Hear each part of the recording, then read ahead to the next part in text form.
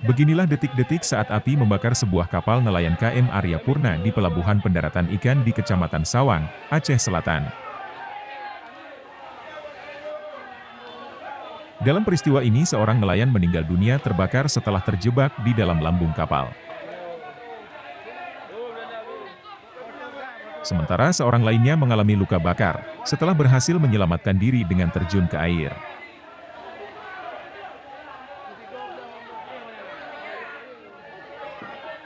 Peristiwa naas tersebut terjadi saat kedua nelayan sedang memperbaiki mesin kapal dan berupaya menyedot genangan air di dalam lambung kapal.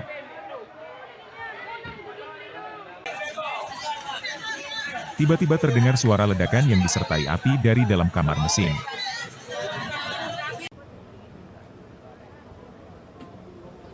Api dengan cepat menyambar bagian badan kapal yang bersiap untuk melaut tersebut.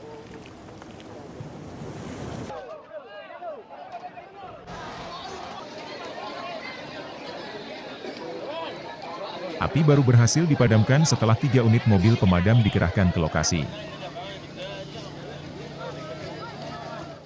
Nah, itu kejadian sekitar pukul 9. Kebakaran apa ini, Pak? Genset. Genset, Pak? Iya. Oh, ini untuk kebakaran ini apakah ada korban jiwa ini, Pak? Ada. Berapa orang, Pak? 1 orang. 1 orang? Yang meninggal. Meninggal, ya? 1 orang ke rumah sakit. Untuk mengetahui penyebab terbakarnya kapal motor milik nelayan tersebut, kepolisian dari Polres Aceh Selatan telah menurunkan tim untuk upaya penyelidikan lebih lanjut.